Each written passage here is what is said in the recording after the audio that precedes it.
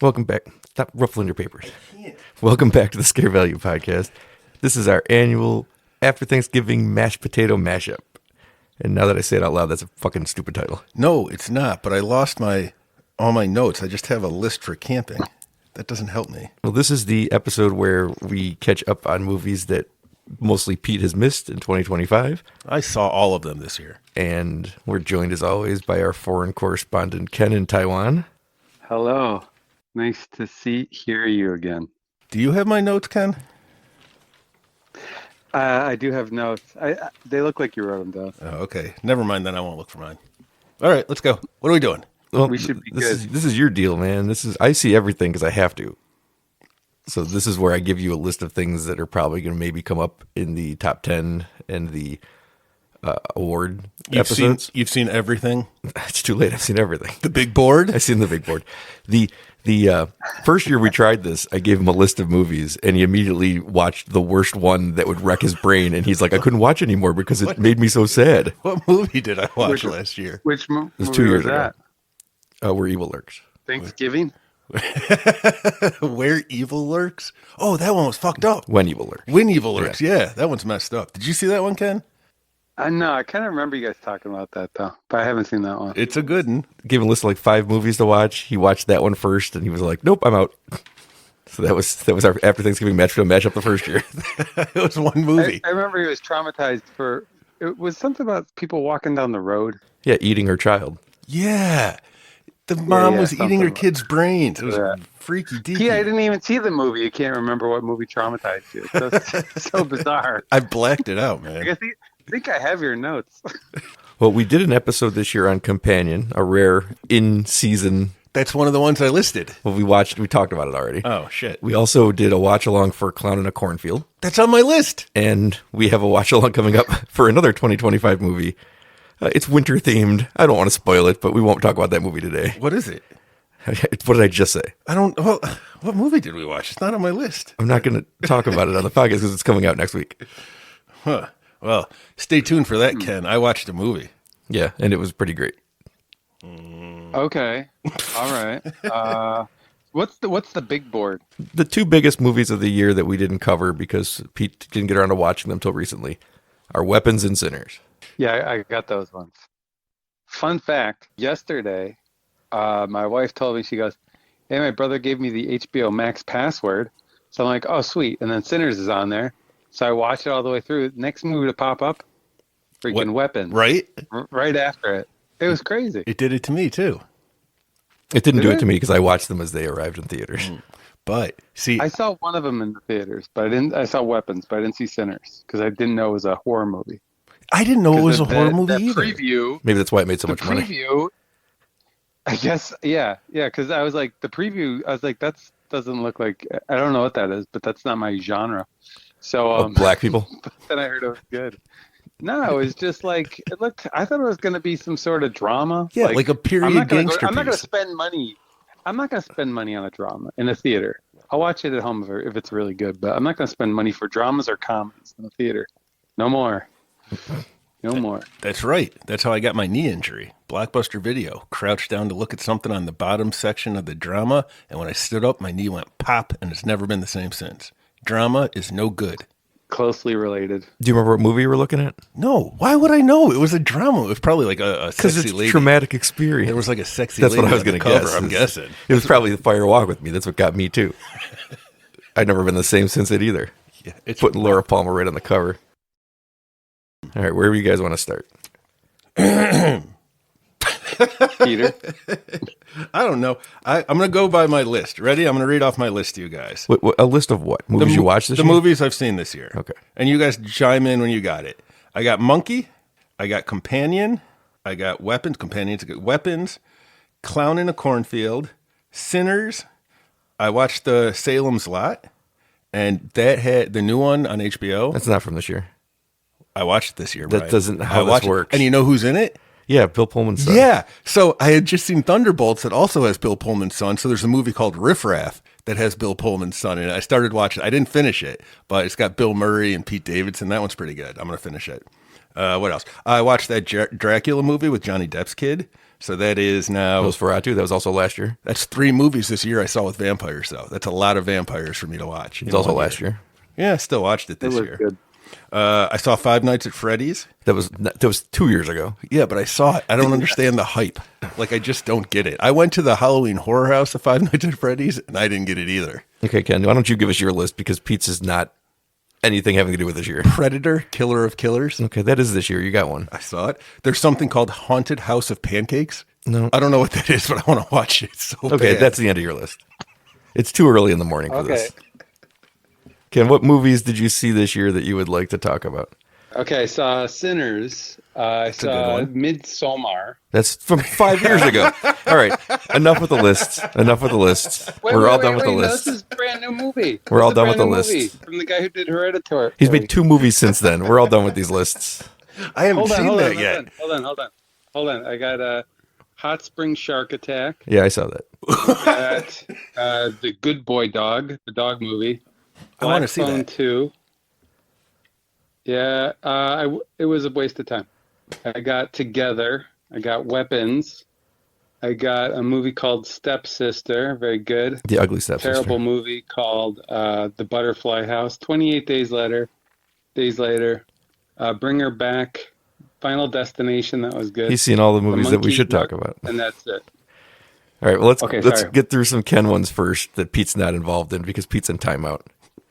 Final Destination Okay. Bloodlines, very good.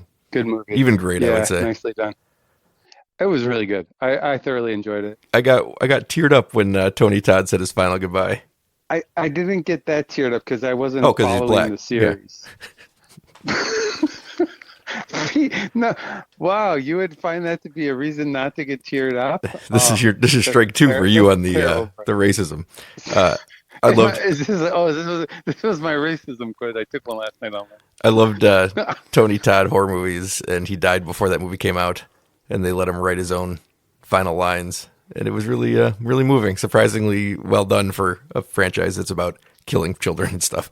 Brian, I already know. You said this like half a year ago. I've been keeping track. And I know you like to pull out the Ken doesn't like black people idea for some reason. Why But, didn't you no, you looked at Sinners and said, not for me? No, because I didn't know it was a horror movie. I pretty much go see 2 kinds of movies. Action movies, didn't look like an action movie. And scary movies. How surprised were you when it had both action and horror in it? Well, it took half the movie to get any of that out. All right, It we're took not to half. Sinners I yet. was We're going like- to save I'm like, that one. All right. All right. But okay, anyways. And the other one was like I wanted to see that Hollywood Babylon a long time ago. That would have been up my alley, but I'm like, I'm not going to pay for that. I'm just not going to pay for Nobody else something did that either. doesn't need to be blown up. Yeah, exactly. I know. But it looked like it was going to be big. Yeah, it looked like it was going to be big, but it wasn't. Was that the one with Brad Pitt? I think Okay. everyone's in it. Yeah, like everybody's in this movie, and it looked like it was going to be good, but then I don't know. The reviews came out. I was like, I'm not gonna waste my time on that. I got a quick question. So- I do too. Can we talk about movies from 2025? Sure. So this was Tony Todd's last movie? Yes. You said, well, when I was going through the movies that I saw, there was something called Werewolf Games. Yeah, I saw that. But it's got Tony Todd in it. Yeah. They came out before Final Destination Bloodlines.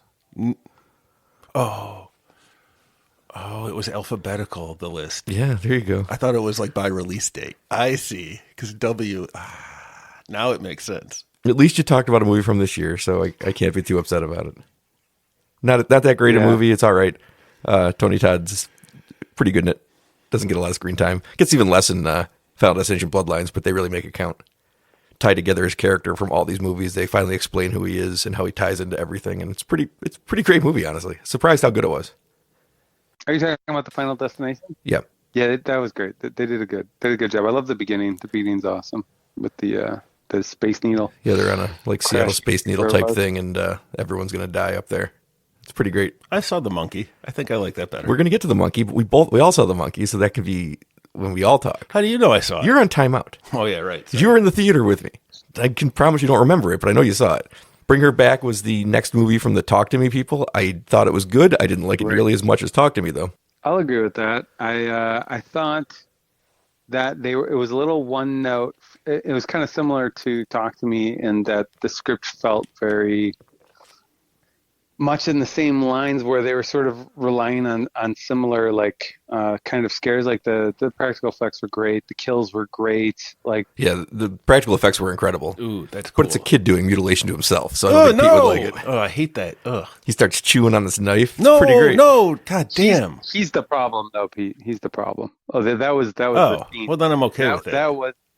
That was the scene right there, was that chewing on the knife bit. But it was a little bit empty in terms of, I think the first movie had much more going for it in terms of like sort of characters and plot. But it was still good. I enjoyed it. I did too. I liked it too. I just it's probably borderline in the top 10 this year. I'm not sure if it's in or out. We're not done with the year yet. We actually are recording this after Thanksgiving, so we're getting close. Ooh, that's right. 'Cause it's the mashed potato mashup. Yep. Black Phone 2, I also didn't like it. Black Phone 2? Me neither. I never saw part 1. I thought the first half was fine. I thought it was building to like a fun movie, and then it just never got fun. It ran out of ideas. What happened with that? Why did they even bother with the boyfriend bit? That went nowhere. And then, like like Ethan Hawke doesn't even move his mouth. Like you don't even see his mouth through the whole movie. Second movie in a row. Like, I mean, honestly, it was ridiculous. they still build this a Nightmare on Elm Street setup. And then their payoff is a third act of like ice skating. And I couldn't believe what I was watching. Like, why is this whole thing taking place on ice? You can go into dreams and do crazy shit. And they stopped doing crazy shit in dreams. They're just like, let's go skate on this ice for a while. And it was kind of mind blowing, honestly, how weird that got. And I'll say this: there were one or two dream sequences too many for my liking. I mean, I'm just like after a while, I'm like, okay, I know. Only because nobody died at the end. If somebody would have died at the end of like one or two of them, you'd been like, holy shit, these stakes are super high. And then they never really were. The beginning was good with the kid. They should have focused more on the girl and her mom's relationship and left the boyfriend out. But they started with the brother, and then he turns into like doing nothing. And at the very end of the movie, he's just kind of there too. So I just thought it was like way too many characters for nothing. Like nobody dies. Fun story about watching that movie. I saw it in the theater, and halfway through the movie, it smelled like something was on fire, and everyone was walking around trying to figure out what was on fire. And then most of the people just left, and I was like, I'm just going to sit here and finish this movie. And burn to death. If I die because I'm watching Black Phone 2, I get what I deserve.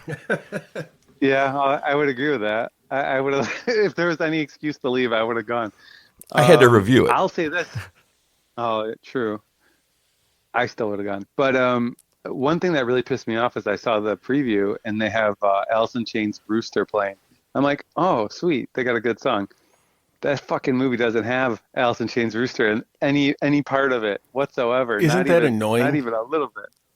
Yeah, why are you doing that to me? It's like, I love this song. This is going to be a cool movie. I mean, I'd like to point out the movie is set in the early 80s, so that song couldn't exist in the world as it's happening.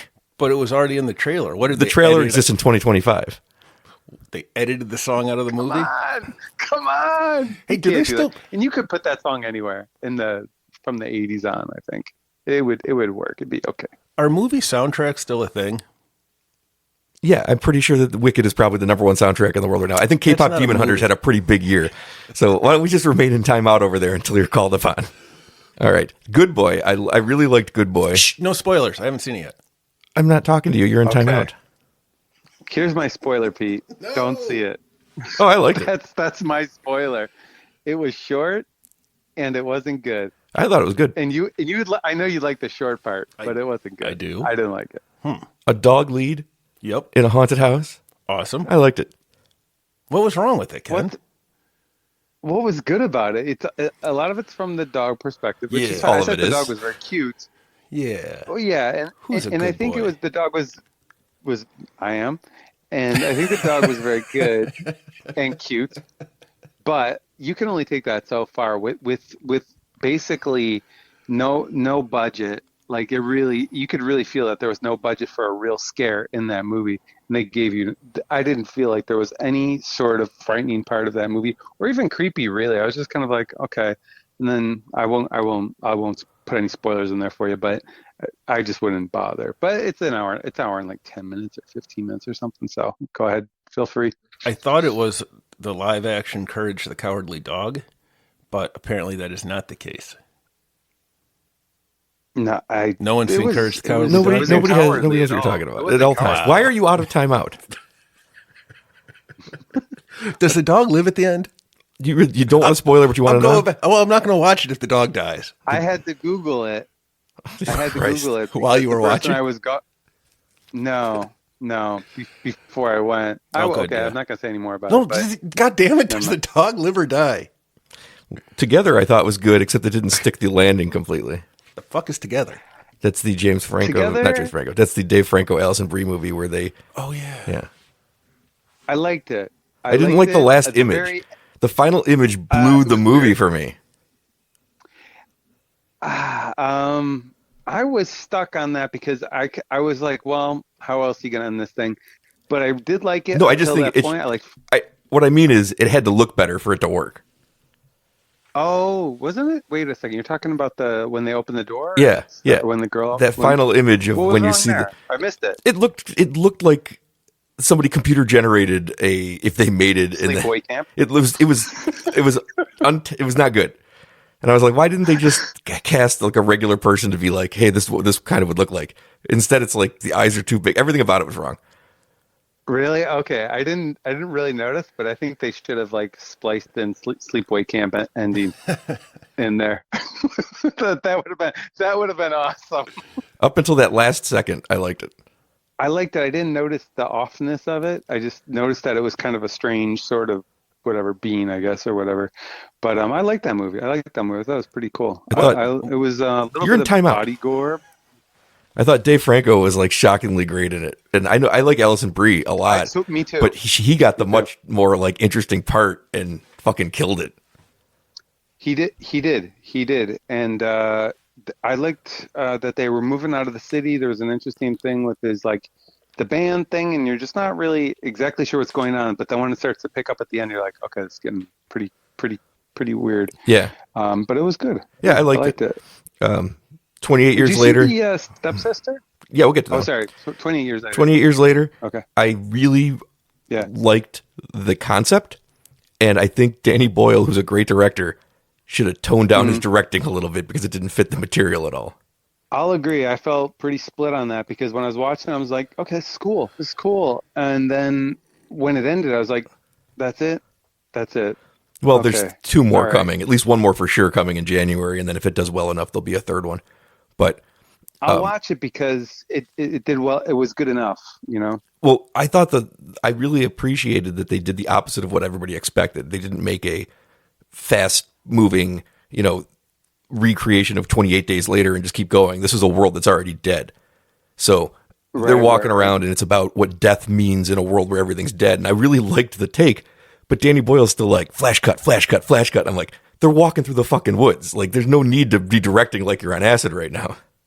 Yeah, right.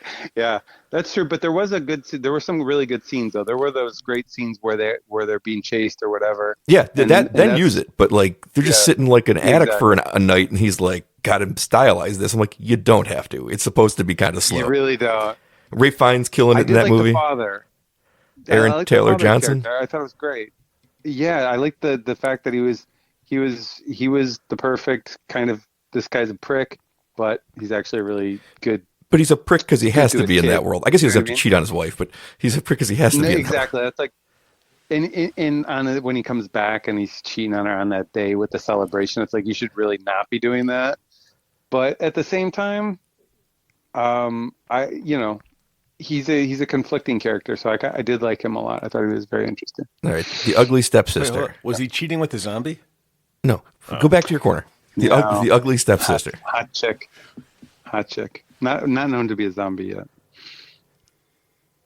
The ugly stepsister. But ugly stepsister. Yeah, did you see it? Yeah, of course. No. Oh, you did. Okay, great. Yeah, I didn't know we were good. Yeah, I thought that was that's up there with my top 2. I'd say 2 or 3 this year. Really? Is the ugly stepsister? Yeah, I really enjoyed it. It was slow, and I'm not usually into like that kind of thing, and it was sort of comedic. But that last scene, like for the stairs and the body horror. Yeah, it had good body horror. It's Cinderella through the perspective of the ugly stepsister. Yes. Yeah. Which is also based on the original story of what the stepsisters do to fit into the shoe. The movie had one of my favorite things that movies do, where two Boobs. characters are having There were sex, boobs. and then it cuts to an insert of a completely different actor's penis. Oh, wait a It's second. my favorite thing movies do, because they're like, well, this actor's not getting naked, so now here's this penis, and I'm like, fantastic. Like, you just That's why I like the How do movie. you know they're different? Yeah, how do you in this know? case, it's because they used a different lens in a different set and with a different angle He with a had to different pause crew. Did you pause it? I mean, how did you figure that out so fast? No, you can tell when there's an insert shot, and I don't mean insertion shot. I know what I you think mean. there was an insertion shot. I like the movie. One of the things of the movie though was that like even Cinderella wasn't very likable. So like I'm stuck with a movie where I don't think any of the characters are that likable. No, I'll agree with that. But what I did like was the charm school idea and the fact that how ridiculous the plastic surgery was, but it was also a fun time to do body horror. Like, so they kind of like modernized it at certain points, but they made it sort of believable enough to be, maybe 100 or 200 years ago. They didn't totally pin down the timeline, but I did enjoy the fact that they had like the plastic surgeon. I'm just like, how bad are they going to screw this chick up in terms of her appearance? And then I don't think it went far enough. Transformation, you're like, damn, she's hot. Yeah, but I don't think it went And far then enough at the either. end, it's like, oh, you mean to screw her up? Yeah. At the end, though, she totally, Yeah, I know, but I thought there was like another step somewhere. Yeah, maybe. I mean, there could have been a higher point in terms of the gruesome factor, but I like that they tried to stick to that story as well as they could while perverting Yeah. or kind of showing the other perspective. So that was good. I liked it. Interesting. There were no likable characters though. Not really. Was there any likable? The mom was horrible. No, everyone's everyone was pretty unlikable in that movie. Yeah, the prince wasn't right. Yeah, there was really the Cinderella was just marginal, I think. She was a semi decent. Yeah, it's kind of interesting take. But those are the Northern Europeans for you. What are you gonna do? Did you see I Know What You Did Last Summer? I didn't see that one. No, From this year? I missed a few things. All right. Yeah, We're going to do an episode on that at some point because I found myself in a weird place where I'm one of the biggest haters of the original movie that there is. And people, nostalgia, they just like, no, that's a good one. It's like, it's not a good one. It's terrible. And then I watched this one and I was like, fuck, I think they understood that. And I really admire like the take that they had. I don't think the movie's great. Or I don't think the movie's good, but I thought it was interesting.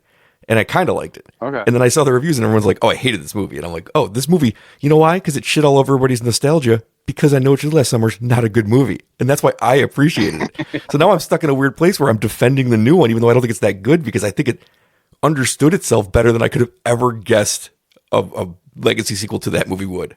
But it took my side and said it wasn't that good. Yeah, I never saw the original one either, but I remember that original being big that summer or whatever. It did come out in summer from what I remember. I don't know why though. Maybe just the stars in it were like big stars. Because it was post Scream and and everything was a big hit post Scream. Yeah, the teen slasher stuff was big back then. So yeah, you're right. That's probably why. All right, let's bring Pete back in. That's not from this year. Are you ready? Are you ready to talk with us? He wrote Slaughterhouse down from 2024 with a big question mark. Not from this year. All right, I saw that one too. The monkey's from this year, and I'm sure Pete doesn't remember anything about the monkey, except maybe there's a killer monkey. And Adam Scott was in it for a minute. I can tell you right now, it was pretty good. It was pretty good. Ken, when did you see the monkey? When it came out, and when did it come out in Thailand? In Thailand Taiwan, or Taiwan? but, I don't know where you are. Where did it come out in Taiwan? Thailand, I'm not sure. But yeah, I saw it when it came out here, which was I think January or whatever. That's when it came out here too. And, we're not so different, you and I. No. Sometimes his shit comes out. He's seeing movies from 2023 that are just coming out there. Sometimes you've seen it from 10 years in the future. Really? Are you telling me that Midsommar is old? It's like 2021. Yeah. Are you kidding me? No, even I know it's old. I haven't seen it yet, but I knew it was older. It's not that good. No? All right. It seems slow and long. Wicker Man is much better. Go see the original Wicker Man, not the Nick Cage one. What? That's the good one. I watched the original with you. Oh wow! I saw that. I saw Midsummer in the theater this year. Okay, I had no clue.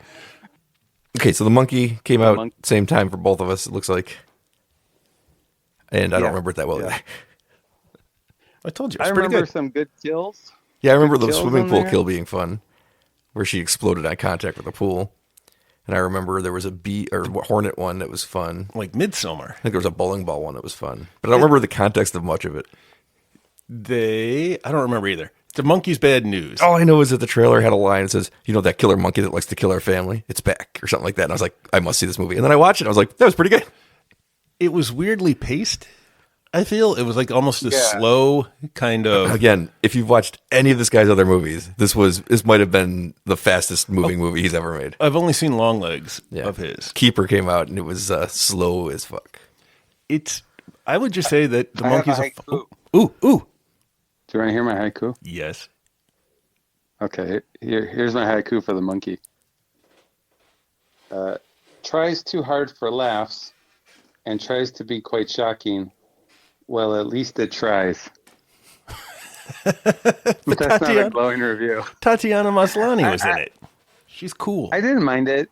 I'll be honest. I've seen a lot worse movies this year. I'll be totally honest. So I think it's probably going to be in my top 5 for this year, no matter what, because it was so much better than some of the crap I've seen. It's one of the movies that's sitting in that borderline top 10 for me where something's going to make it. I don't know which ones yet because we're not at the end of the year, but it's sitting right there in a bubble of like, there's probably like 7 or 8 movies that are like locked in and a couple spaces up for grabs and nothing really wants to take hold of it and say, I'm great. It's similar, right, Yeah. to Final Destination? Like there's these Rube Goldberg No, it's kills? good, No? Yeah, a little bit. Okay. Yeah, it's still death coming for you just in the form of a clapping monkey. Which I think is way better than whatever it is in Final Destination. I don't even remember. Isn't it like just weird blackness, like a shadow? Oh, don't tell Ken. What? Which one? Nothing. There's no entity in Final Destination. It's just like stuff starts happening. Anything can be in control of itself. Power can turn on and off, and water can go where it wants to. And in the monkey, it's the monkey. He's in control. yeah, there was a good crossbow kill in that too, I believe. Like right at the beginning. Right at the beginning. Yeah, that was what Set up for a fun ride, and then I think Pete's like, it should have been more fun. I made Kitty watch it. She refuses to watch the movie because she's terrified of monkeys. Monkeys and clowns? Fair enough, but you know what? Clown in a cornfield was fun. And it's not about Fucking clowns. Monkey. I don't fun. think Clown in a Cornfield's a clown movie. And let me tell you why. These aren't think- professional clowns. This is a cornfield movie. Well, they're not professional clowns. And what I mean by that is they're not doing any clowning. They haven't gone to clown college and are like, we're from the circus and we do clowning. They're just people dressed as clowns. And there's something different about people dressed as clowns than just like clowns. You have to earn that title. I don't know. You put on the costume and I'm going to run away. No. A clown's a clown. I'm just man. saying that nothing in that movie is scary because it's a clown standing there. So there's no intention of scaring you with a clown. It's no Pennywise. Yeah, exactly. Oh, is Welcome to Derry? Is that this year? Yeah. I haven't seen it. Me neither. It's not over yet, so I'll wait for it to end and then maybe I'll go back. I haven't heard great things, but it's probably fine.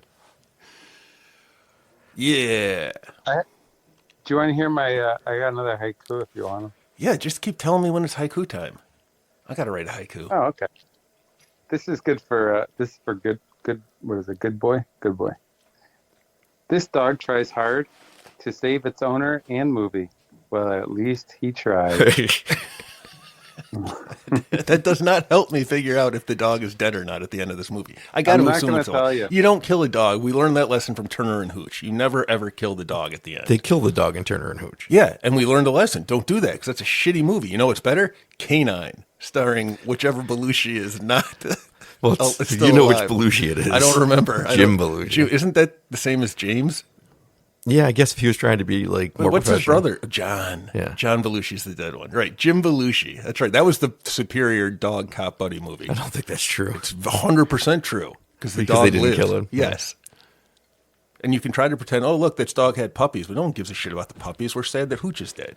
I talked a little about Frankenstein last week. Did you see Frankenstein? I did not see it. It Okay. wasn't worth watching, but I forgot who told me that. It's worth watching, but it didn't Okay. do what I was hoping it would do. So now I'm stuck with I think this is a great version of what you did. This isn't what I was looking for. So that's kind of where we are with that. Okay, the two big ones of the Was year. it long? Well, it was a little long, but it wasn't as long as it probably could have been, honestly. He's a little bit indulgent as a director, and I think he kept it as pared down as he could for a Frankenstein adaptation. Skips over some really fun things that I think would have been more fun to have those scenes instead of some of the stuff he did. But Is this Fair enough. Guillermo del Toro? Guillermo Okay. del Toro. All right. It's on my list. Okay. The 2 big movies of the year. We've all seen them. Do you want to do Sinners first or Weapons first? Real I quick. want to do Sinners first. Okay. Did you see Haunted House of Pancakes? No. Okay. All right. What do you want to do, Ken? Sinners. Sinners first? I'd rather do Sinners. Okay. Sinners first. Yeah. Okay. Now, Ken, there's been a lot of Yeah. jokes made at your expense about how you feel about Yeah. black are- directed films with black leads. So I'm going to say you're going to have to be real careful about how you review this movie. Sinners. Ken, take it away. I'll say what. I'll start with my positives because I feel like there's a real misconception about my worldview. Oh, we're going to find out when we get to your negatives. What do you call a black guy in space, Ken? An astronaut. That's See, right. you're See, he's racist? not Come on. racist. He's not racist, Brian. All right, you passed the test. Thank you. We're moving. Okay, so the practical effects were really great. This is the one thing I'll say. I really wish I did see it at the movie theater now because it is an gory action movie. So I could tell that the practical effects, it looked like a lot of fun. I would have rather seen it on the big screen because it is a horror movie. But I did think the practical effects were good. Just the overall aesthetics, the time period, they did a nice job on capturing that. I think, generally speaking, visually speaking, so I like that a lot.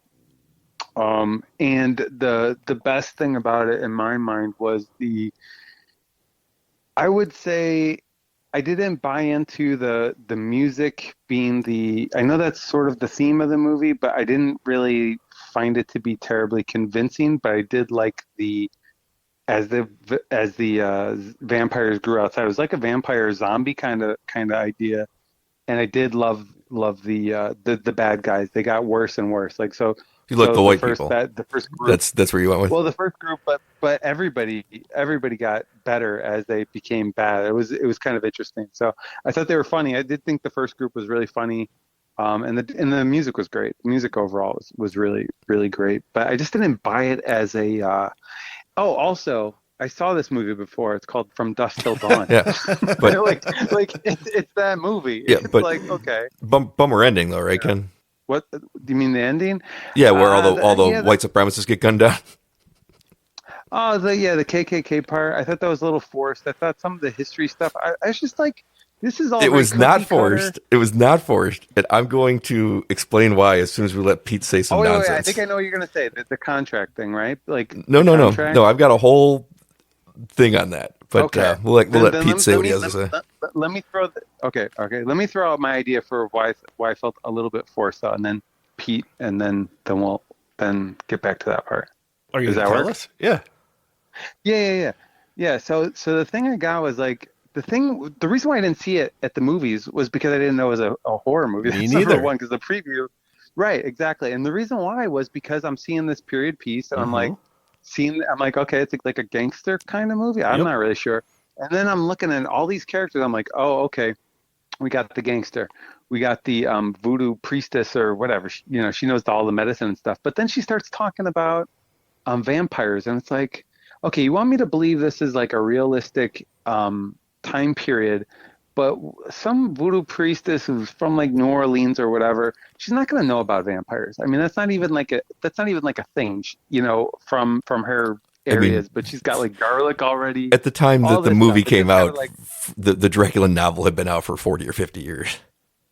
Yeah, but it's the Dracula novel. I'm just from saying that they were in 100 popular and something culture. years ago. They were in pop culture. No, come on, not really though. Not really. It was like just after World War Nosferatu I, came right? out 10 years before or 5 years before the movie The takes German place. film. Do you think that? Oh, that are you gonna tell me that people they who didn't were because living they're under black? Jim Crow. Yep, he's gonna tell me that. South. It's the South. I don't think anybody saw Nosferatu. No, I'm telling in the you, South. you're looking at it backwards. What I'm telling you is that Bram Stoker's Dracula and Nosferatu Right. exist. Actually, this movie would have taken place just a couple years after the actual Universal Dracula came out. But those things exist because they're from real things in the world that she knows about, not the other way around. But she said that. And you know, but you want to know what my proof is? You want to know what my proof is? Okay. There's vampires in this movie. That's my proof. Is that they exist in the Fair world. enough. Fair enough. But that the fact that she's an authority on them because she does act authoritative and she has to tell everybody about them takes away that from that point. She has to tell everybody, oh, I've only seen this thing like from somewhere, somewhere, somewhere, and she's not talking about the movie, right? So that's one thing. The other thing I didn't like was they're going by the what is it, the chain gang, right?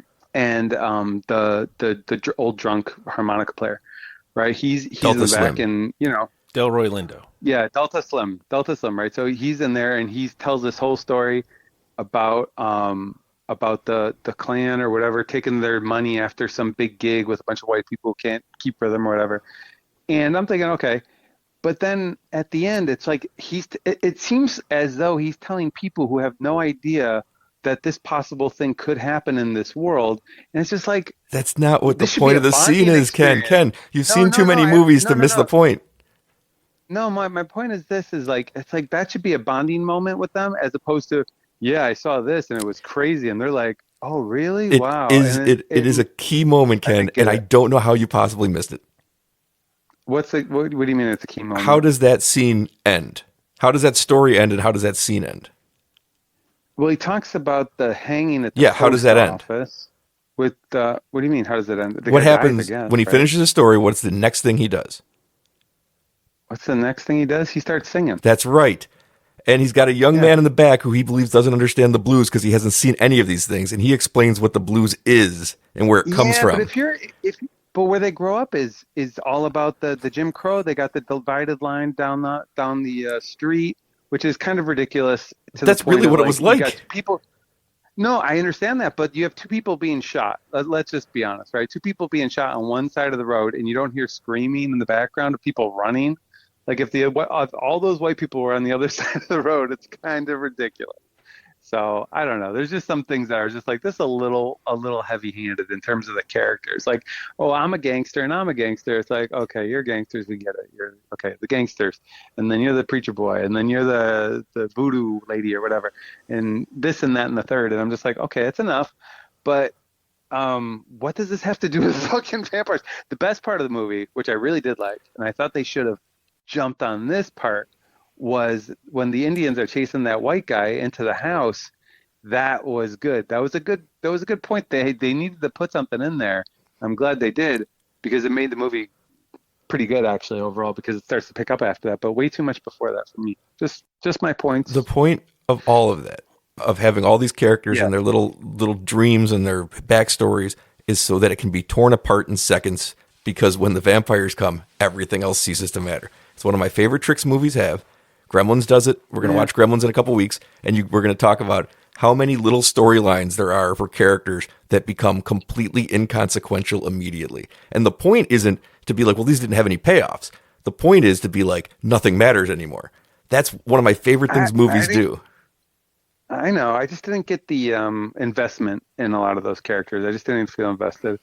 But I like the movie. I mean, don't get me wrong. I thought it was a good horror movie. And I wish I saw it on the big screen. Like, because it did, the second half for me was, it's all gold right there. But it is like from dusk till dawn. But still, at the same time, it was well done. Well, what are the storylines that don't get finished? Oh, you were asking me? Yeah. Oh, well, I guess technically, I guess because Mary ends up a vampire too, I guess they could just go off in the background, but there's no payoff to that story, like actually in the narrative. Well, we see it at the very end, don't we? Yeah, I guess you do. Right. In the Yeah. post credit. That was a post credit? Yeah. Yeah. Okay, I didn't. I guess Was you it? do. Well, mid credit, but I guess you do. But what I mean is like that's like the major through line for one of those characters. Right, and they got a resolution. And the other thing is they spend a lot of time talking about the money they're making, the money they're not going to have. None of that matters. Like the whole point of they're all starting the dead. juke joint is to Right. Pete, right. you've I hit did on the like fucking that. I point did I'm like making. that. That was cool. All this stuff about the money, they're taking in money from plantations they can't use. They're taking in real money. People don't have enough real money for them. Like none of that ends up mattering at all. So, but it's like a half an hour of the movie. Well, then I agree with Ken. You're just wasting our time. Just jump to people dying. All right, then you're done talking. Hey, go ahead, say something. Just real quick, did you guys know? I liked your point here, actually, Brian. I liked your point about the money because I did feel that at the end. It's like these gangsters who are these big shots, right? As they come back into town, they got this cash and they're wooing everybody with the money. But you're right. In the end, it's kind of like, yeah, that ain't worth nothing. No. Like everybody's getting just owned, right? Like that was good. I did get that point. That was a good point, and that was towards the end. I think part two is going to be the Irish mob and the Italian mob from Chicago figure out that they got ripped off, so they come down to try to find out where all their missing alcohol went. And then they run into I like the vampires. Irish music. I like the Irish music as well. I like Of the course you blues, I did, like man. Irish Your music. favorite It was scene was when the white guy gets chased by the Indians to other white people's houses. Let's, No, there was. That is a great scene. That you got to admit, that's a great. Like, okay, this is where we're gonna have a problem, right? Like, that was a great scene. It is and it's necessary, but it would have been pretty Yes. bold to never have it because that's the only hint there's anything It would like have that been going crazy on. Not to have it. But it would have been You're kind right. of fun if it had never That might happened. have been better, to be honest. You're right. Yeah, if they subtracted that, If it might have been they interesting in just its own way. Panned down, Yeah. and the vampires just were showed there, up. but you didn't know there were vampires. You just knew white people were there. Ooh. I'm telling you, there's a cut of this movie where you just take out that one scene and you go, maybe there's nothing supernatural Yeah. here. Ooh, that would have been kind of fun because they did seem like You're there was right. a menace to them, though, as they were denied Guys, entrance. I'm always right. Now, please, I want to Oh, get yeah? to my white people thing. Let's just let Pete talk now. Did you know that Michael B. Jordan played both twins? Both twins he Sorry. played. Yeah, all right. I didn't know heard. that. I spent a long time trying to didn't figure know that out. I kept asking my wife, and she's like, I don't know. I think so. I think, is that's the same guy, right? And she's like, I know the one in the blue hat is. I'm like, I couldn't tell them apart the whole time, and I'm trying to figure out which one is Michael B. Jordan. Well, then you're lucky that they were both So Michael B. was I. Jordan because you were walking a line there. so was I. So was I. I was sitting there going, I like, was they I both think look it's like Michael B. them. Jordan. I think he's them. I missed like the first half of the movie because I couldn't figure out who was who the whole time they were talking.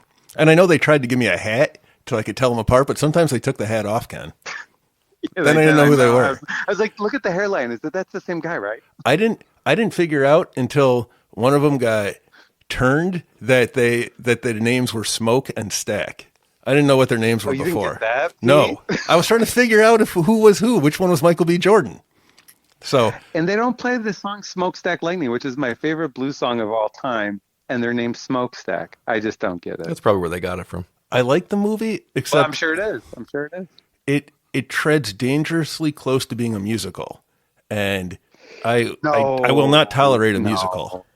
So I like musicals, That was a but tough it wasn't one. close to being a musical. Are you They kidding did me? Not do. Every It's time not a they- musical when anybody sings in a movie. You can't. It's like stop making sense. Is that a musical?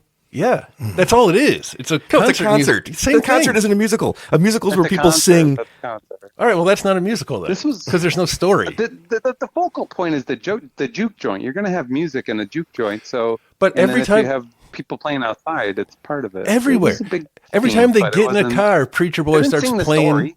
Yeah, well, no, they didn't sing. Did they? I feel like they did because then they showed us like the whole history of music for a while, and No, that was the very beginning. They did it a little bit too much. I didn't like that. The fact that we had the narrating of the music being the theme. I just thought like I don't see know. a musical. I just- You don't like musicals either. No, I like musicals to be honest with you. But the thing about Gross. musicals, if they're good, and they do like act out the stories, the songs are awesome. The songs have to be awesome in the musical. The musical is very good in this movie, but it didn't act out the scenes at all. Like Charlie and Chocolate Factory does, and that is actually a really good musical. There's music But in this that one movie. doesn't. What? Charlie and the Chocolate Factory. Willy Wonka and the Chocolate Factory. The new one. Wait, Willy Wonka. Oh, yeah. Sorry, Willy Wonka. I mean, there's That's musical. There's music in the Charlie and Chocolate Factory too. The mother sings about not being able to provide Right, for the a kid. Oompa Loompa Charlie sings sings a song. Ugh. The Veruca Oompa Salt sings Loompas about as wanting well. it all. The The Oompa band? Loompas sing. Yeah, they sing. Yeah, All right. there's actually a good amount. Yeah. Pete, do you have anything actual to say about this movie? I just did. That's it. You couldn't tell them apart for an hour, and then that was the end of the movie. Michael B. Jordan's a pretty good I actor. was with you, Pete. Okay. All right, thank you. Yeah, Ken. he was See, okay. Yeah, he was pretty good. Brian acts like I'm an idiot over here, but it's a real problem. I knew Michael B. Jordan was like in the I'm movie. a racist. Right. He doesn't know what he's talking about. These are real issues that people have. Okay.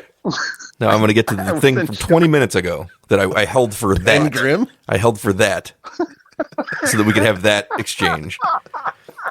The importance of the Klan in the movie. It is an important piece of the movie that feels tacked on, but it's not. Oh, okay. And let me tell you why. Okay. Because Okay. Ryan Coogler has written a script where the bad guys are different. The vampires are not what you would expect. Because when you see the Irish guy and he goes to two Klansmen, there's three white people, you expect the message of this movie to be, oh, I get it. It's whites appropriating black culture, which is what's happening. They're trying to literally suck their music away for their own benefit. Now, That's the plot. That's the point of those characters. But those characters are not inherently racist once they're vampires. In fact, they're inclusionary. They want to take it from you, but they want you to be a part of it too. They want all of your knowledge. They want you to be, we see them all dancing together. The white supremacists come because they're the real world thing. And he wants to make sure that he can separate what these white people were from these white people. It's a whole different game these two sides are playing. One is literally built on love, just a love that is perverse to how we view the world. Right. I get your point, but those singers were singing white music. The white people, that was all white music. That was mostly Irish music. Yeah, because they were singing at the end. He didn't get to eat any of the people that were good at the black music yet. Well, it was only the one. Well, no, the Perline could sing. And there were some really good songs. Delta Slim could play. Outside, yeah, there was great music throughout the whole thing. But I mean, the people outside weren't singing black music. They weren't appropriating that. They hadn't. My point. No, they weren't appropriating black. They were trying to. He's trying to get Sammy. But they wanted to get Sonny Boy or whatever. Sammy, Preacher Boy. Yeah, Sammy. Yeah. Sammy Boy. He's trying to get Sammy for the purposes of taking his culture and his music. Exactly. Well, yes, 100%. He stands there and he goes, "I need you to be part of this because I can bring my people back." It's because he's especially good. Yes. Right? Like, he's not going for the harmonica guy so much because, okay, he's good, but, like, he's going for Sammy because he's the great there's one, like one in a generation. They explained all that at the beginning. Yeah. I got that. They're saying super special, right? That somehow connects to the music of all time and space, and that lets you connect to your old culture even though they've been dead. Or something. Right. Yeah. Because I hear... the thing I didn't like about the clan part was... Okay, that they don't win? I guess... No. Pete. Yeah, Brian, come on. That's not it. That's not it. I thought at the end it was just kind of, I don't know. I feel like a distract. It goes with what I said earlier. It's like you're giving me these cookie cutter things, and I don't even know it's a horror movie. And then you made some interesting points, but I'll just say, okay, I'll still stick with the thing that I thought like it was just too long without what it was actually doing. Right. And it was a little bit distracting at some points. And I'd say that clan thing kind of fit in, but they just tacked it on at the end. The second reason that the clan part is important is because why is Smoke killing all these people? Because he told him he would at the beginning. He said, if you come back on my property, I'm going to kill you. Then you missed it. Yeah. Ken, why is Smoke killing all these people? Well, I think because they're going to try to kill him. He could have just driven away with Preacher Boy and nothing would have happened. Why is he standing there killing all these people? I think they're vampires. It would be... No. Because Stack is in the building.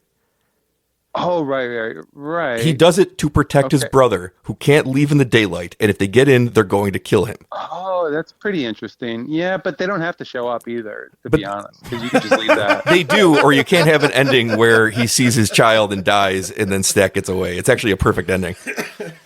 You know, it's not. It's not a perfect ending. Actually, it's a little clunky. It's not the worst ending. It's just a little clunky, in my opinion. That's all. I didn't think about that. That's all I'm saying.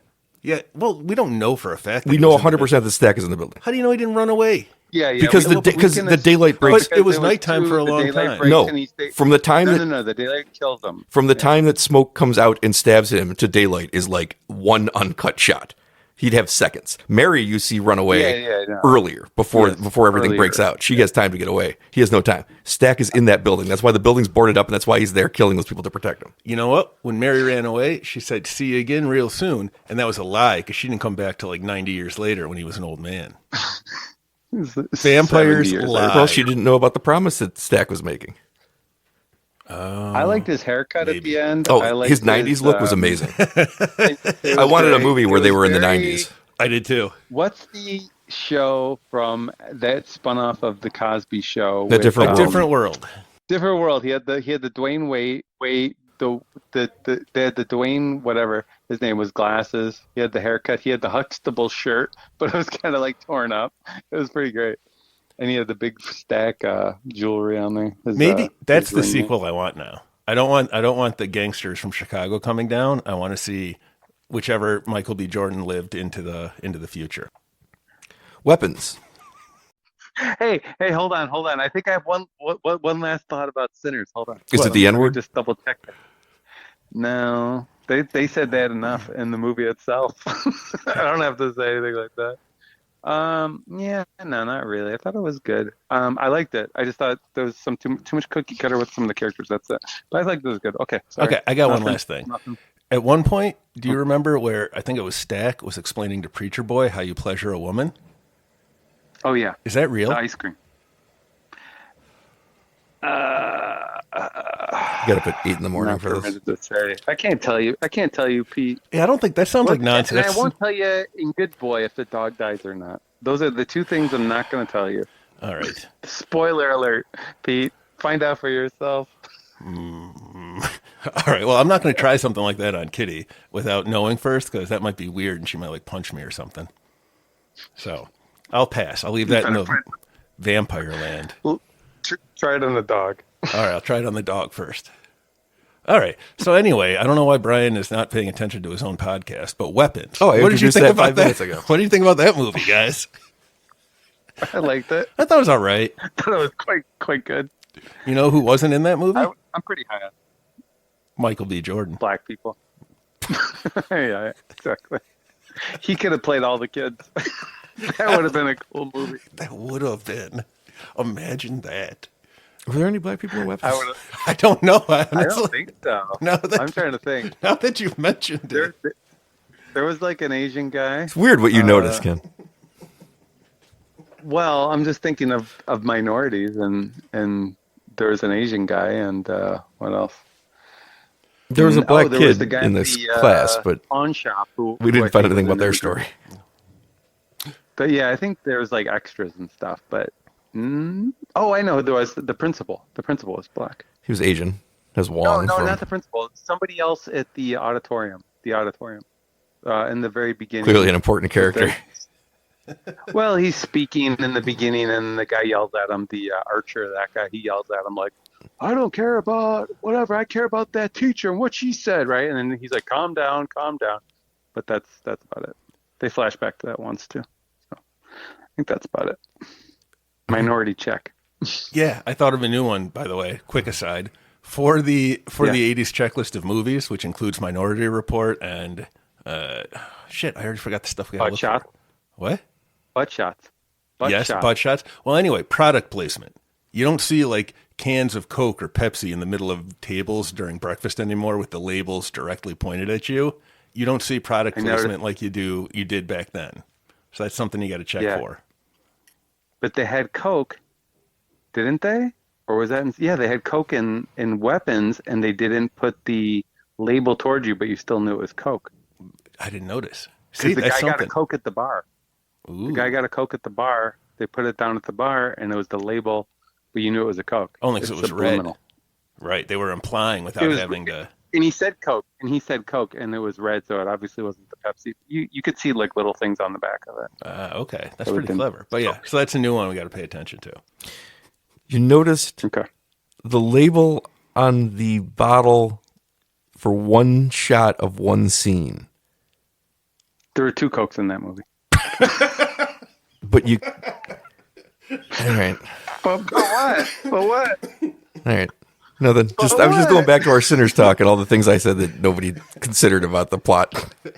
He was in the barn the whole time. Yes. Genius.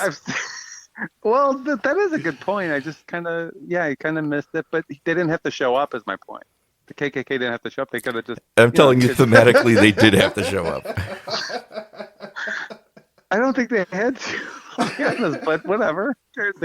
They showed up. It was like 3 minutes. It wasn't that long. It was pretty cool though, and it's always fun to watch a racist die. Like I enjoy it. It didn't bother me.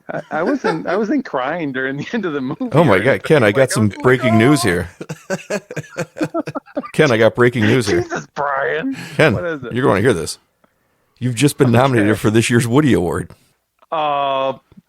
Brian, I control these things. I control these things, Brian. Oh boy, we can't weaponize Brian, award I'm a shows. podcast listener. All right. I'm a listener. Weapons is a movie that disguises what kind of horror movie it is for a long time. And then it is a very traditional kind of horror movie. You know what Yes. I'm happy about with Weapons? That you didn't know anything going in? Right, I didn't know anything because it going in. works really well when it unfolds in front of you. But also it's a witch. Yes. I've been wanting witches for a while. It's like an underutilized monster. Two best things about this movie, in my opinion. Number one, it takes an hour and a half to get there, but it's just a simple witch story. Number two, they go so over the top with the comedy in the end that a heavy subject becomes hysterical. Fucking weird, right? But it's so purposely, her running through the house, Through everyone's houses. I'm telling you. It's so funny on purpose that I adored it. It's because it's Ferris Bueller's Day Off. Yeah, a little bit. The end scene, Yep. and she's Ferris running. Pete, did you know that the look of Aunt Gladys was based on? Do you remember when we watched Fire Walk with Me together?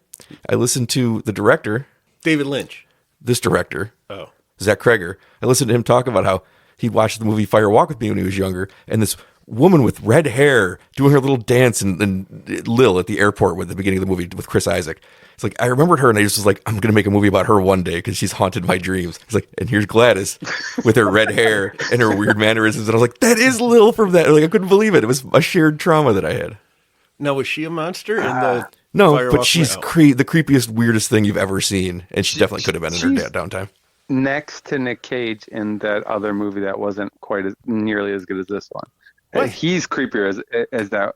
The one from 2 summers ago. Long legs? Yeah. He's creepier, I would say. Well, But she's Gladys's point isn't to be creepy. Gladys's point is to be Right. a ball of entertainment from the moment she walks in and disrupts She this is. picture. She is. She's She is. so fucking funny. And then in those moments where she like is showing off her power to the kid, She's evil. when she's like, I can make them eat each other. And I'm like, oh my God, she's terrifying. But mostly she's just And she like stabs them. hysterical. Yep. Yeah, with the fork. Ugh.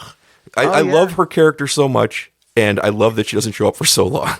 I appreciate how the story But you is see told. her in the dream, Yeah, which right. is good. Yeah. You Which get is the good. chunks of the Yeah. story though. So most of the movie, you don't have any clue what happened to these kids or what's going on Right. because you get like Absolutely. the teacher's story, then you get one of the parents' stories, and you keep because it's playing with time. Things happen, and you know get what I the bit cop into hard. story. Yep, I bit into fucking the fungus because that's all the rage these days, where everything is like a fungal, and there's like little clues all over that makes you think like that it's like a Last of Us kind of thing, where it's invasion by spores and stuff. Like the lessons on the blackboard are about it. They bring up fungal They're about and parasites. Oh, nice. sort of, yeah. Like, but That's what they were talking about the whole time. Yeah, they parasites. wrote Parasites. yeah, but it was fungal, not like worms. Well, there was a moment when I watched this movie, and I know that you can make an allegory for school shootings, obviously, but the moment where Archer in his dream looks up and sees that gun above the house, in his Yeah, dream, that was out of place. my stomach sitting in the theater was just like, it dropped and I felt so empty. I was like, please just don't make this a school shooter movie, because I don't want that to be the ending to what actually happened. I don't That remember never crossed my mind. Interesting. why was the gun there. No, school shooter was Well, always it's a in the weapon. back of my mind. Yeah. Obviously, there's a purpose there. I know I missed it, But that's why I'm asking. They never go any farther with it because they make it a crazy witch movie, which is great. But the moment where he sees that Yeah. gun up there, I was like, this is going to end up being that somebody shot all these kids in the school, right? Like, and I was like terrified that that's what this was going to be. And then it wasn't. And I was really happy because they went exactly the opposite direction. But it still didn't end well for the kids. I think that was sad. The last line of the movie bothers me, where the narrator, who we never meet, says some of the kids even started talking this year. I hated that line because the beginning she says they never came back, which has a lot more meaning if he's walking off with this kid and she never says some of them started talking this year. And I really didn't like that they threw that line on at the end because it contradicts the beginning. First of all, Whatever. I liked it because I need hope. I need hope. That's why they in threw it these on, dark for people days. like you. Yeah, that's right. Because it would have been really sad. Now, I would assume that they would. And they didn't have to say it. That's another reason I didn't like it. Because Archer is under her control for just minutes, and he snaps out of it quickly. Yeah. So you would assume that they've been under control for weeks. It's going to take a lot longer, but they eventually will as well. So, and then the parents will eventually as well. It's just going to take exponentially longer because of how long he was under the thrall. Right. I don't like when they explain things because I didn't need that. I didn't care. I thought I know what you're saying. It did stick with me too, but It's such a at the small same part. time, It's I thought, one line okay. in a whole movie. Yeah, you're right. Because- I mean, that ending is so awesome that it's like, okay, whatever you say at the end is. I kind of want to watch It's the already movie over. again. I mean, it's now. fucking over. Sitting in the theater Good. watching that ending as she's running. It's the moment where she opens the I door. was like, this is Ferris Bueller. She opens the door to the Boom, neighbor's boom, house and runs through the kitchen, but she turns and everybody looks at her and she just throws her hands up and goes, ah! And I was like, it's a beautiful movie. jump scare where she's on the ceiling is an all-timer. I don't remember Oh, that. that's a good one. When we're watching it the from Julia dream Garner's perspective, Archer. and she has the dream yeah. about the classroom, and then she thinks she hears something in the hallway, and the whole camera moves over, and everybody in their seat moves over to start looking down the hallway too, and there's nothing there, and she goes, ah, and she flops back in her bed, and up on the ceiling is Gladys. Oh, yeah. It's the best one. Who? What Yeah, Gardner? that's a good Is this? She's the Silver Surfer. Oh, not Jennifer Gardner. No. Not related to her. I mean, you saw this movie. I did. I didn't know she was a Silver Surfer. Okay. Got to tell me these things. So when I say Julia Gardner, it's like a Ben Grimm thing. Yes, exactly. Going back really quick, I like the idea of the ending without the line that some of them started to talk, just because, hey, look, if the witch takes over your mind, it just degrades it till it's nothing. Like there's no coming back if you've been under too long. Like say every day it eats a part of your brain away. If you only have it for a few minutes, okay, you're okay with some minor damage. But if you've been there a month, there's literally nothing left. You've We don't lost really it. know. But Yeah. I like that concept where, like you said at the beginning, where they say none of them came back. Clearly they've changed because he says his son's name and his son turns to address him. So we know that Yes. that wouldn't Once have he happened says his before. name, he snaps out of it. Nobody else moves though. Once he says his name, nobody else moves. He just moves. Yeah. There's a circle of kids around that. I got to watch this movie. More ambiguous, the better for me. Yeah. Which it still Yeah. is. I mean, I didn't see it as a it is a witch movie, I suppose, but I looked at it as like it's a zombie movie, right? Like this is like white zombie type of zombie, like voodoo, Creole, Haitian, Sure. Creole zombie. So I saw her as like a voodoo priestess. So she's really just, she's a voodoo priestess kind of lady, a witch, whatever. But she's doing like the white zombie kind of like it's like an origin of like zombies basically in a weird way because that is, and she controls them. When you which say is really White interesting. Zombie, it's a movie. it's a movie? Okay. It's the name of it's like the first zombie movie. Not the called Serpent and White the Zombie. Rainbow? Yeah, well, that's not the first one. It's from the 90s. No, it's very old. It's from like the Okay. 50s. But the zombie idea comes from voodoo. the Caribbean. Yeah, the voodoo stuff. Voodoo stuff in Yeah, the the Caribbean. Haitian. And Ken's just saying So the that stuff she was doing was pretty voodoo-ish. Ken's just saying that he likes to look at it in those terms because they're other and less than because they're black. So he's attributing that to these characters The white and zombies. dehumanizing them. The white these were white zombies, is what I'm saying. I'm saying the white race needs to repent. Bela Lugosi's in White for Zombie. It's one of his most famous roles. exactly, and he should have continued to be one. I thought the fact that the one little thing I didn't like was like the principal in the beginning said his house. Oh, he's been through so much. His house has been ransacked, and then when they get to the cops going through the house, they're like, "We'll take a look around." It's like they didn't ransack that house, Like, so I was just, that threw me off. I'm like, when did they ransack that house? And I had to watch until like the last quarter of the movie to see like just the cops walking and going like, oh, we just want to see the living environment. So yeah, they probably checked the basement, but Yeah, they moved them all out of kids the out. basement the night before. But The I was one like, ransacked? I'm like, what's that? the one timeline thing that didn't make sense to me is when she gets the phone call from Paul's wife. It's before any of this happens. Paul's wife, who he's cheating on her with, it's before she cheats with him.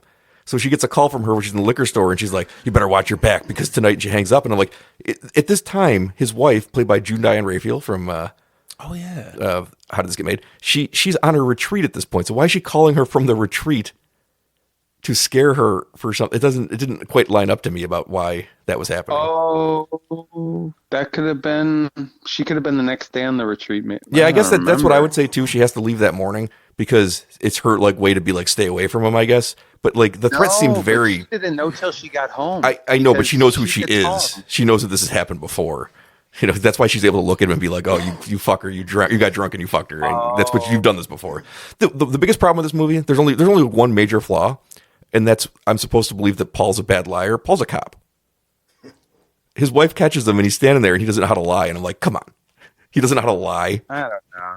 I don't know. I think he's a scumbag. Yeah. Obviously, because he shows up. I wanted to ask you guys about like if you were going to put morally, because I thought the interesting part for me was Archer's like everyone thinks this guy's an asshole. He saves fucking everybody.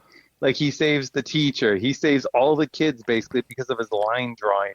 But he's been an asshole everybody until his thinks kid's he's taken. But his kid's obviously a dick, right? You know why his But at kid's the a dick? same Because he time, doesn't it's ever like- say "I love you" to him. Exactly. So so fine. But that's like one thing. But then I was thinking of all these other people in the movie. I'm like, they have absolutely no moral high ground, but he's the one being judged, which is brilliant on this movie's part because you're not going to think this is the guy who's going to like figure stuff out and save everybody. I think that a few people have moral high ground on him. I know the principal does. Do I you? believe Miss Ooh, Gandy all right. does. The principal, I would say he's not doing much. He's doing very he's doing neutral, things the right way. He's doing things by the book. And which is Miss Gandy's breaking some rules, but she's breaking them for a good reason. Exactly.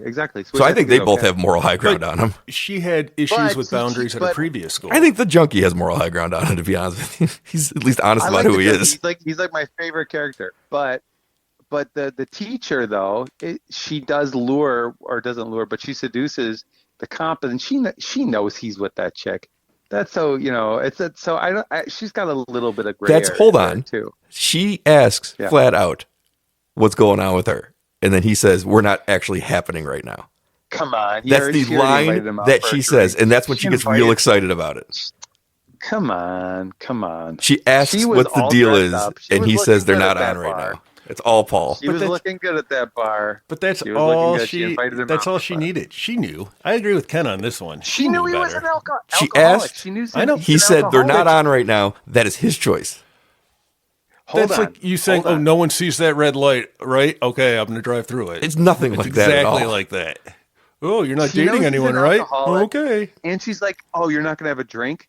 Like you are tempting an alcoholic to have a drink. She knows that. Exactly. She knows that he's with this other chick. Nah. They're in a bar. She's bad news. I'm just saying she's not above Archer. Archer, okay, he ordered the wrong paint. He wanted to what did you do with that he paint? wrote witch on the car. He wrote witch on the car. That's the only thing he did bad, but it allowed us to keep track of her car. We're only seeing Archer after this kid's taken. He's a monster before that. It's clear. That's why his kid's a dickhead.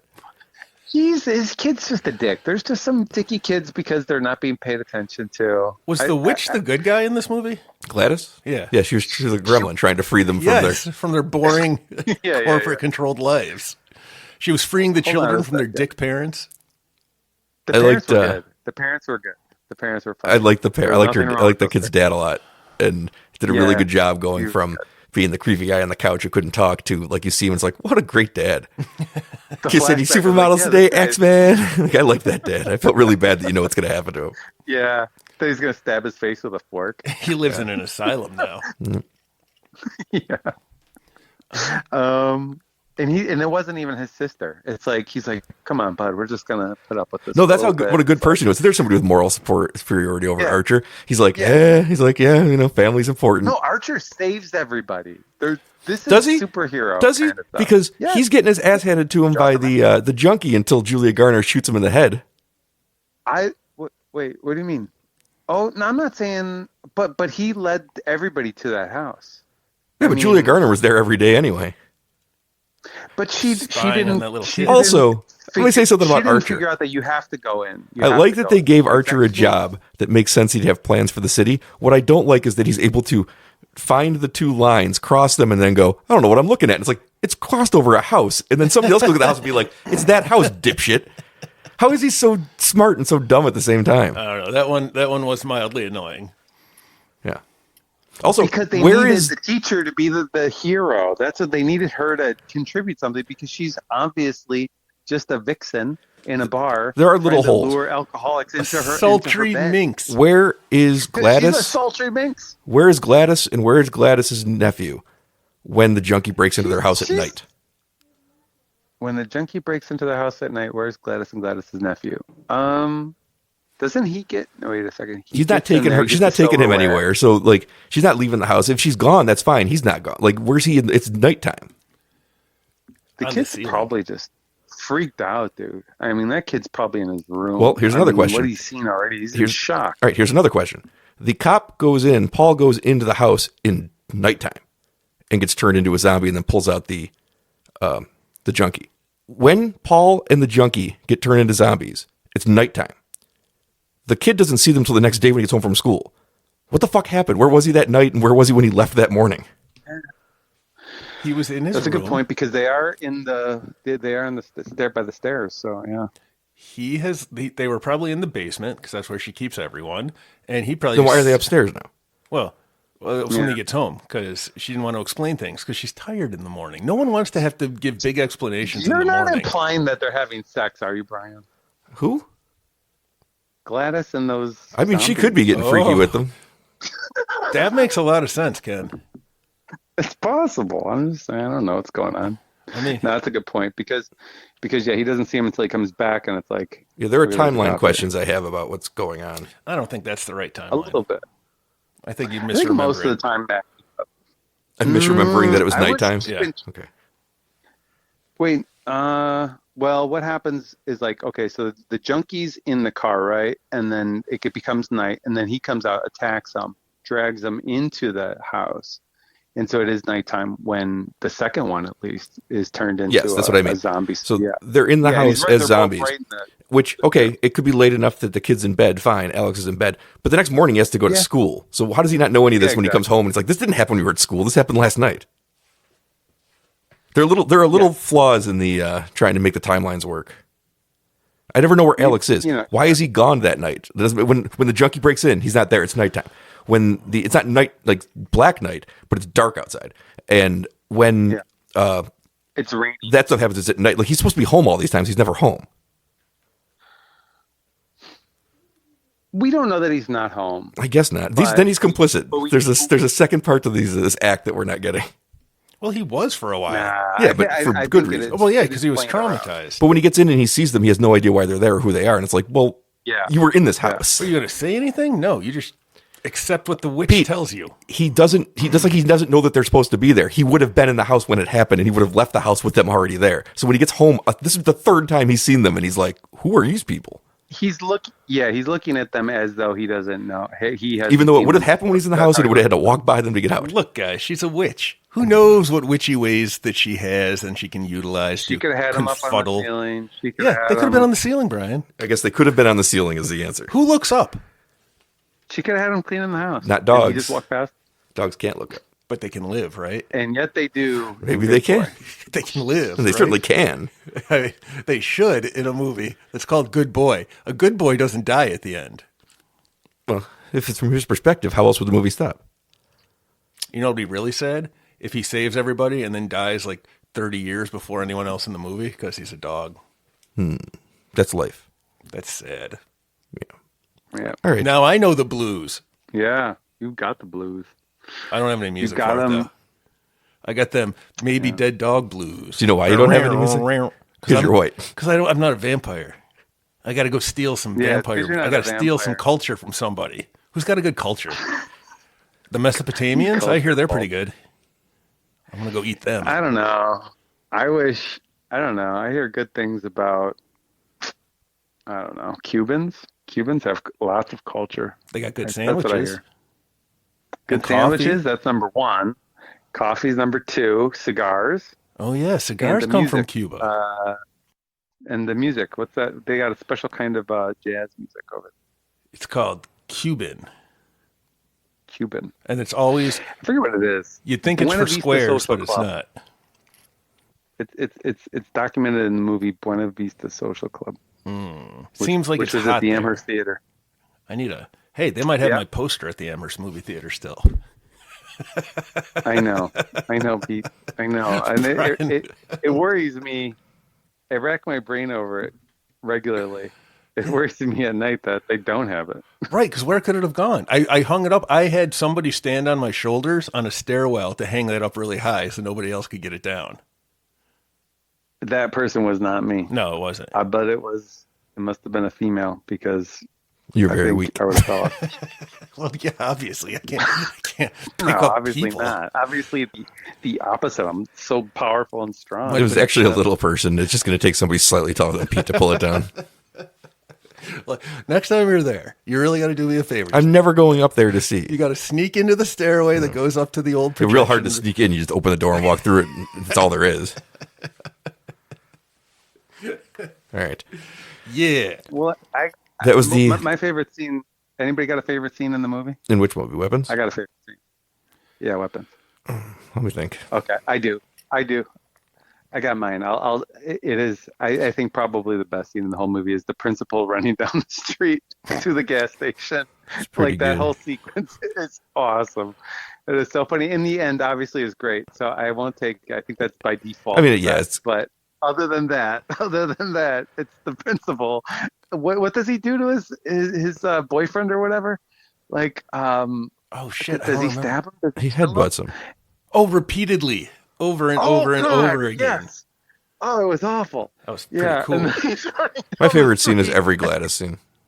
She's just like this Yeah, energy for the movie she's that fun. just kicks Well, in. that she's in that scene. She's in that scene. She's in every scene she's in is the best. It's weird too, right? Because whenever it's kids, at least for me, I fall for the trope of child in danger, and I'm going to be like, oh no, I don't like this movie already. So then when you get Gladys popping around and popping off, I'm like, I'm confused now because I have my feeling of dread and fear, but I'm really enjoying this witch being a witch. I like when she asks for the bowl of water. She's like, "Can I get some water?" A bowl, please. Oh, that's that scene. That's the same scene. It's just awesome. I like that they're like a bowl, and she's like, oh, it's just one of my little picadillos. Like, I don't even try to justify it anymore. What a perfect answer. Yep. What a perfect answer. You'll Because see, like, you'll how see. would you Just hold follow up on that a question? Right, you just let it go too. When That's really good people are weird. screenwriting because they've addressed it. Like, it is. she's done this before, and it's like, I'm not going to try to justify it to myself. Who did what? Who I directed? can And get who away wrote? with Zach murder. Kreger, Has he done anything else that I know? Barbarian. I didn't see that one. It's a movie that everybody liked a little bit more than I did. And then I thought this was actually what people thought Barbarian was, which is actually like a very exciting little shift up on a genre. Now, you get your Justin Long appearance too. I know. Don't forget that. My favorite scene in the movie is that scene where Archer asks the mother if she can see the footage. She goes, "I'm not comfortable with that." He goes, "I understand." And then he sits there, waits for the father, goes, "Hey, I need something from you." And then it cuts to her just standing there with her arms crossed. So real. What's that guy's name? I Justin recognize Long. him, but I forget what he's in. What's he in? Everything. Yeah. You Yeah, probably I've seen him in a remember billion places. him from Jeepers Creepers. No, I didn't see that one. That's all I I got. remember him. Okay. Barbarian. I've seen him. What about Okay, yeah. what about the who's that guy? Goosebumps. He's in the Goosebumps. Live series. Free or Die Hard. Oh yeah, he was in Live Free or Die Hard. He was in that see those. Thanksgiving. Wasn't he in Thanksgiving? No, that was Patrick Dempsey. Oh, How are you confusing Justin Long with Patrick Dempsey? They look the same. All right. My favorite scene of the entire year comes from Sinners. And it is when Okay. Preacher Boy sings his song and conjures the spirits of the past and the future. Because that scene, all done in one take, is so fucking crazy. With the place burning down around them, and you see the 80s and the 90s music. right. And they throw in, because there's some of the Chinese people there, they throw a Chinese culture in there too. I really loved that scene so much. And then the way that it burns down and it pans over to the vampire standing there. It's when the movie changes completely. And I wrote Yeah. about it like this. He builds to this crescendo, then he literally burns the house down and makes a whole different movie. And that's what I really loved about it, was that is the moment that everything they're talking about stops mattering, and then it becomes something else completely. The lady was Chinese, the guy was Southeast Asian, and that was a Japanese geisha dancer. So He is the foreign correspondent. say what you will about who thinks what about what's race. That's exactly what it is. That guy's like Vietnamese or something. I don't know. He's not Chinese though. Well, he's and playing that lady Chinese. is. No, those Yeah, and that's a Japanese geisha dancer. We don't have that in China. the Irish anyway. vampire. When he killed the other two people, did they suddenly learn how to play music because they were vampires? They have now? a shared consciousness. They know Right. everything each other knows. That's Okay. the entire point of why he wants Sammy, because so he they wants were his all singing powers. the same song. That's Yeah, weird. they're all though. singing the same song. It was a great. I like that part right at. Well, I guess when everybody got killed and they're all in that circle. That song is really good. They did a nice job with I that. like when the vampires are going to come in because she yelled to "Come on in, you motherfuckers," and then the aspect ratio grows. It's one of the most badass times it happens. It happens a couple times in the movie, the aspect ratio change. But I wish I had seen that in IMAX. I wish I'd seen it in the IMAX with the 70mm print that they had, because they turn to the camera turns, they all line up to fight, they all got their weapons, and then the thing grows like this, and you get the full screen. It would be the coolest thing to see in the theater. I wish I saw it in the theater, but why did she call them into the Because place? they were could've going to just go waited kill her till daughter. The morning. Oh yeah, yeah. Good point. Yeah, that was a good. That was good. And then the guy who played her husband was he was good too. I like him just out in the parking lot. The one dude getting he is getting mauled to death, and then he's like, "Come on, let's go. I got the car ready." And she's like I looking like, at him like, she's like, what, that? It's like, no, don't mind him. He's just hungry. That was fun. The yeah, vampires' insistence on trying to keep everything normal when there's chaos all around them. I have one problem with the second half of that movie, other than the tacked on ending. One major problem. Hold on, hear me out. This is a big problem. This is a bigger problem. All right. I'll take the extra 3 minutes. I don't care. This guy goes so far to take a leak. What the fuck is he thinking? Like, who walks into the woods when you're outside of a bar and you're the bouncer? You walk like 200 yards to take a leak. Like, that's insane. I didn't like that. He is a man with a sense of decorum. Some people have shy bladders. He doesn't hide behind a tree when he finds the tree. He's pissing right on the ground. Because he's a mile and a half away from anybody. He doesn't need to hide. He can pee like a man, just free, with no shame and fear. A bunch of guys come up to and they walked away real slow. They could have been waiting for that to see some dude peeing on the ground. You don't know. Ken, I have not pooped in a toilet that wasn't part of my house or a hotel room in my entire life. I would not pee in front of people. Hey, did you know you can buy... So, Pete, when you get into your bathroom, do you poop outside of the toilet or inside of the toilet? It depends on how safe I feel. There's a tree right in front of him. Yeah, he's that bashful. My God.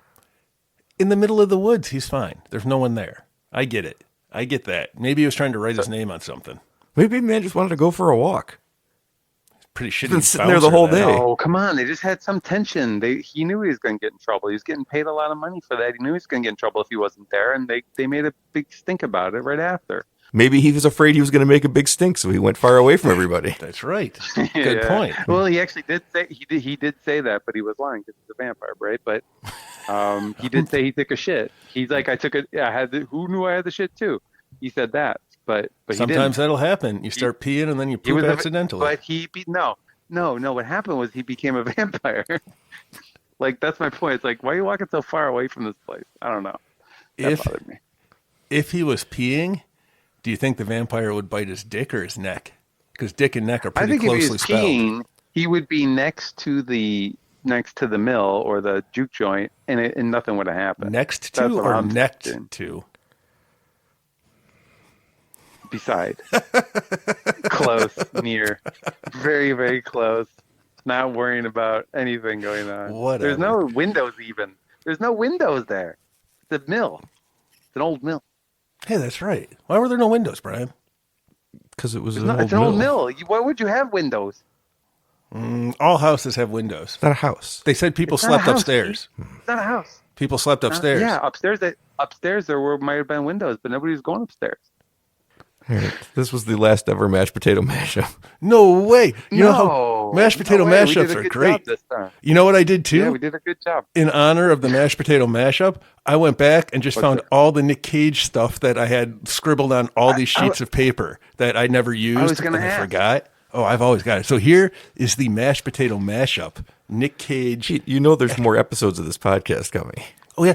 Oh, there'll be more. Because, for instance, I wrote Nick Cake is written down on many sheets across many eras of my note-taking. I don't know what Nick Cake means. What I like about it is it means it's an idea that you've had several times and wanted to make sure you didn't forget. Yes, but I don't know what it means. Nick Cake. Am I supposed to make him one for his birthday? Are there a bunch of Nick Cakes laying? I don't know. Anyway, so that's just something.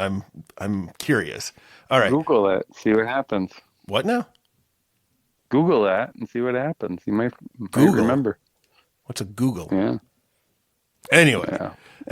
There's a video game, and it's called Arc Raiders. I don't know if you heard of it. I guess it's a thing. No?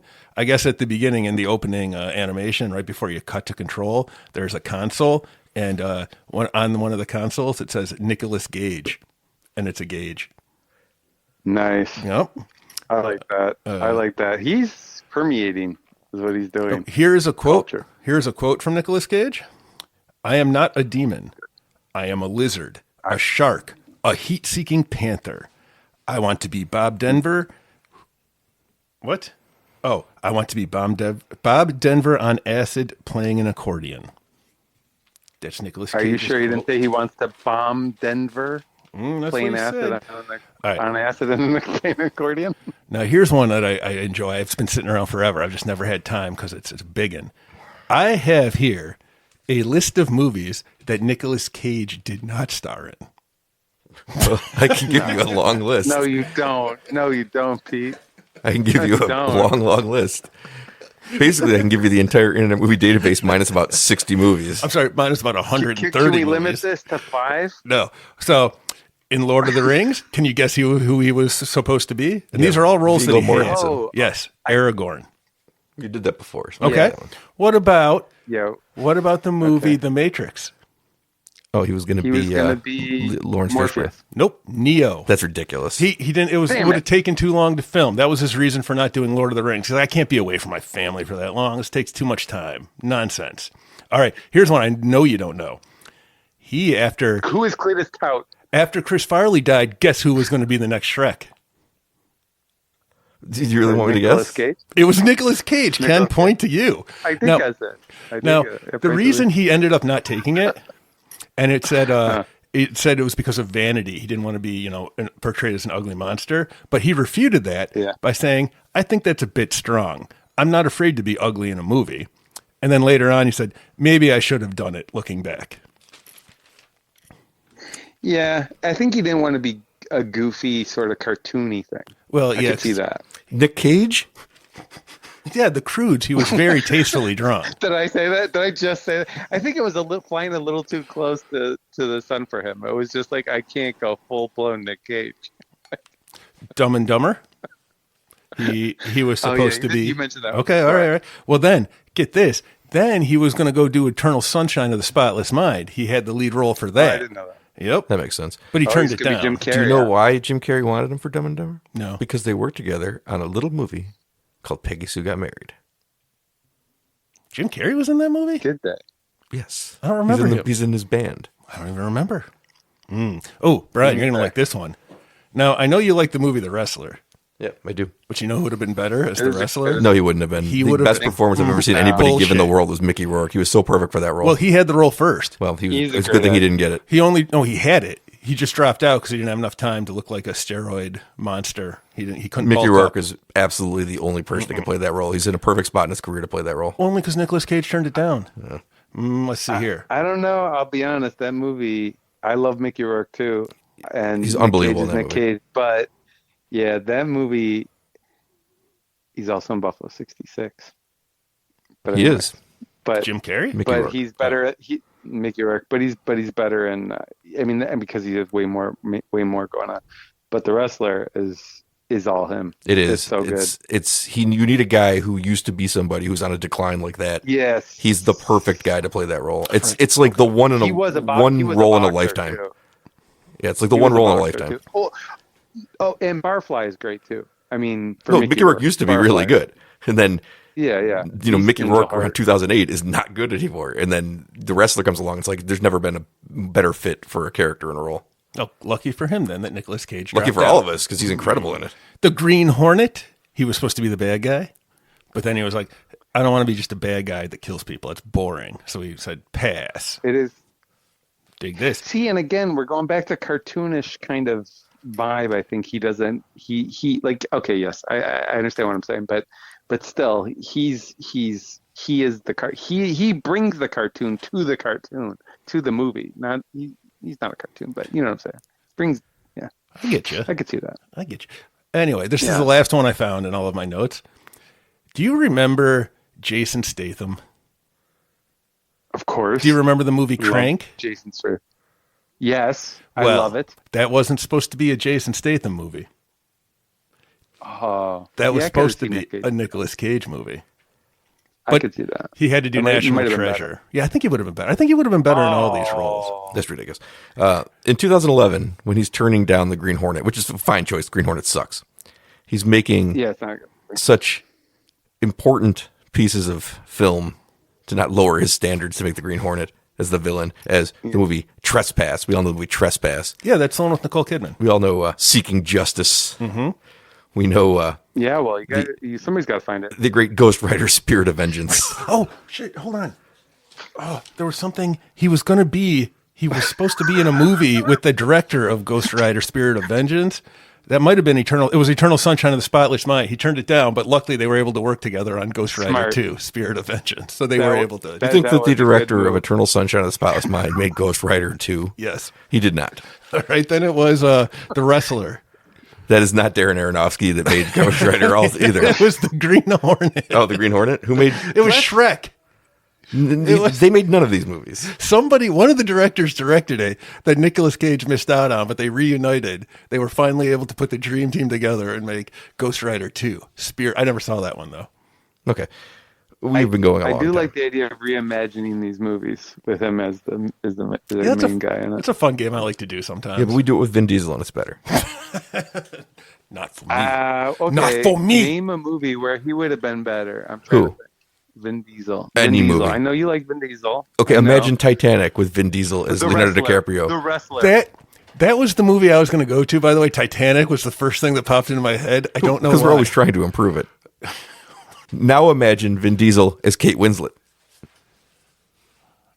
Paint me like your French girl. Paint me like a French girl. Hey, Leo. Paint me like one of your French girls. I saw it once. It was dumb. I'm flying. I never saw it. You're not missing out.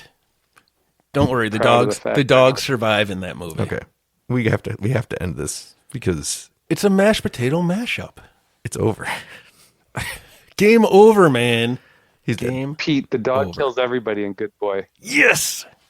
Go dog. Right. Anything you want to say before we go, Ken? I'm pretty good. I felt like I handled myself well under the insane, strange pressure of being called a racist all the time. But other than that, I feel good about the conversations overall. Good stuff. Good stuff today. Pete's still in timeout, and I don't know how you got your Nick Cage shit through. That's on me. Back in 2001, somebody stole Nicolas Cage's copy of Action Comics #1. Wow. Did you see somebody just found one that sold for like $38 million or something? Yeah, I did see that. All right. Crazy. We're all caught up. All right, then. All right, Ken. We'll see you probably next for the, when is the new year? I don't know. Are we doing the Mandy watch along this year? Not this year, because we're already at the end of the year. This year. It's February this year. Then mid. It's a week in February. So get to working on it. Yeah, it's gonna be February. We got a top 10 at some point. Top 10 with that happens in the spring. That's spring? Yeah. No shit. If there's a chance to do a watch along, I'm good. Yeah, we'll do the Mandy watch along whenever you have time. Yeah. There's a penis in it, so. Yeah. It'll actually, believe it or not, be the first Nick Cage movie we've actually covered on the podcast. It doesn't seem possible. Did we do Long Legs? We did not do Long Legs. It got covered in the Mashed Potato Mashup.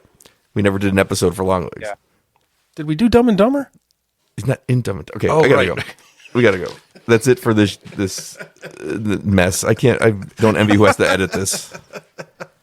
I'll edit it. Don't worry. Just so the listener knows, whenever this comes out, when we finished recording, it was at 1 hour and 45 minutes. So see how long that time says on it and realize what a hard job I had. It's going to be 2 hours and 20 minutes. You're going to put It's mostly because Brian's quite accusatory. Brian, quite accusatory. He makes assumptions. Brian's going to add sound of him just editing. Just going to be white noise and clicking. Next week we have a watch along coming for the fits the winter season. Yeah, he keeps saying this, Ken, but I don't know what it is. It's a 2025 movie. 2025 movie. Jack. I want to see the Anaconda movie, by the way, with Jack Black. That looks pretty good. It does not look good. It looks awesome. And next week's episode is a lot of fun. We had a lot of fun recording it, even if Pete doesn't remember. I really don't remember this. Do you want me to give you a hint? No. Okay. I'm going to figure it out. I watched this movie. It's not on my list of horror movies that I saw this year? No, it's why it's funny that you made that list. You had Companion and Clown in the Cornfield on it, and not the one we watched last week. I watched a movie last week and didn't write, I guess I'll be surprised next week. Yes, Pete will be surprised, and it's a lot of fun. We had a lot of fun watching. I hope I like this movie. It's very Clown in the Cornfield like, where we just never really get on page with the movie as much as we are just having a good time. Fuck. All right. I'll figure it out. All right. We'll see you next week for that secret watch along that I did not tell Pete now.